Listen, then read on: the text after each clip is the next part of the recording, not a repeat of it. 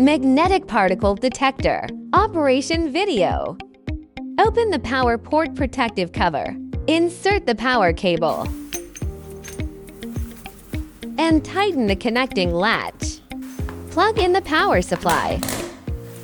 Press the button here to turn on the work light. Mobile power supply usage.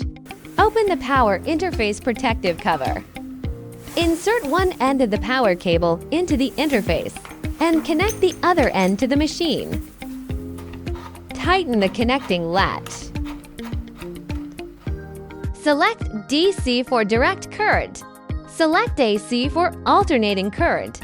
When using AC, press the AC switch to activate. Press the red switch to turn on the work light. 3 available power supply models: DC magnetizing power supply, AC electromagnetic power supply, AC out DC magnetizing power supply. Place the instrument vertically on the workpiece. Applied magnetic particle suspension using the continuous method, while simultaneously performing 90 cross magnetization. After spraying, continue magnetizing for at least 1 additional second. Ensure each subsequent magnetization zone overlaps the previous zone by at least 13 millimeters. After magnetization is complete, inspect for magnetic particle indications.